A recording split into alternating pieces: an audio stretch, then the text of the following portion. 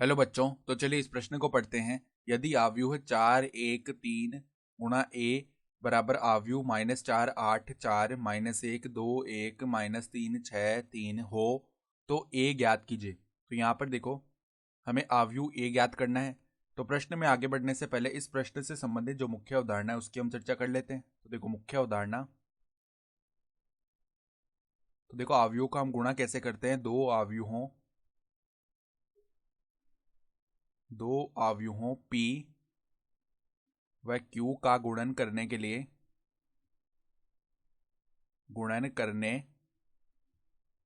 लिए P की पंक्तियों व Q के स्तंभों का क्रमानुसार गुणन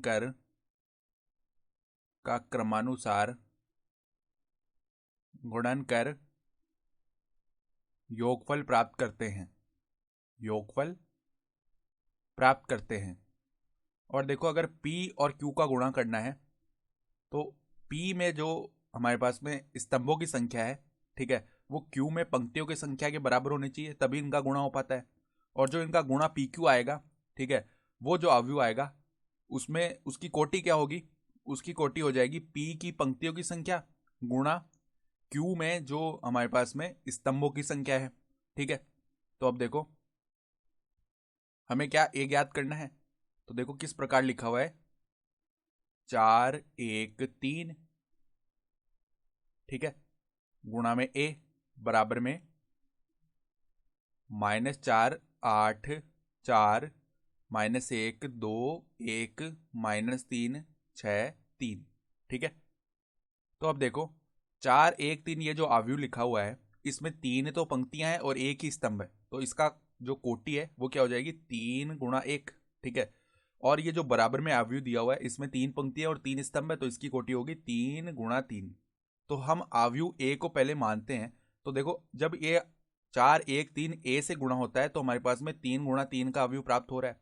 अर्थात जब 3 × 1 का अवयव ए से गुणा होता है तो 3 × 3 का अवयव प्राप्त होता है। तो इनका गुणा होने के लिए आवश्यक शर्त क्या है? जो 4 1 3 ये वाला अवयव है, इसमें जो ये जो स्तंभों की संख्या है ये ए में पंक्तियों की संख्या के बराबर आनी चाहिए, ठीक है। तो इसमें स्तंभों की संख्या कितनी, 1 है, तो ए में पंक्तियों की संख्या भी 1 होगी, ठीक है। और इनका जो गुणा है उससे हमारे पास में 3 × 3 का अवयव प्राप्त हो रहा है, ठीक है। यानी कि यहां से जो गुणा है वो 3 × 3 का अवयव होगा, अर्थात ए में जो स्तंभों की संख्या है वो भी हमारे पास में क्या होनी चाहिए, 3 होनी चाहिए। तो हम मान लेते हैं, माना कि ए जो है, ए बराबर में 1 × 3 का अवयव है, ठीक है। अर्थात एक पंक्ति है और 3 स्तंभ है, तो ए को हम मान लेते हैं XY Z। तो ये 1 × 3 का अवयव हो गया। तो अब देखो, हम देख सकते हैं 3 × 1 का अवयव जब 1 × 3 के अवयव से गुणा होगा, ठीक है। तो यहाँ पर देखो, जो ये 4 1 3 है इसमें स्तंभों की संख्या 1 है और ए में जो पंक्तियों की संख्या है वो 1 है, तो बराबर है दोनों में। तो अब इनका गुणा कर सकते हैं हम, और जो हमारे पास में परिणाम आएगा वो 3 × 3 का अवयव आएगा। तो अब देखो हम क्या लिख सकते हैं, 4 1 3 गुणा में देखो यहाँ पर XY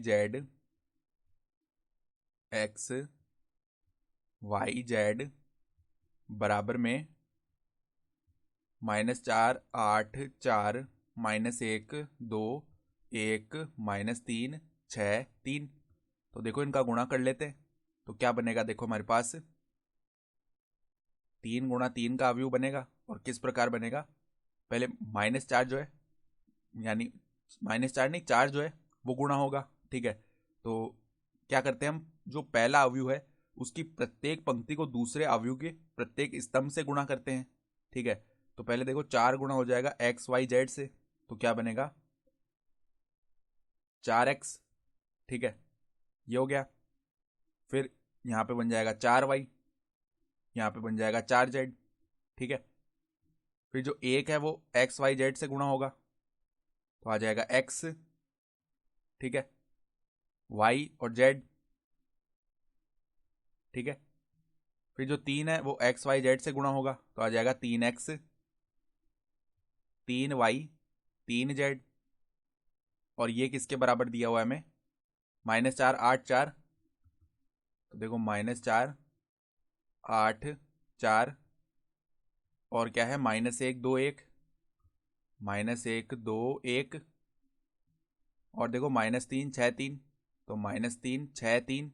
अब देखो दो अवयव बराबर में लिखे हुए हैं तो इनके संगत अवयवों की हम तुलना कर सकते हैं।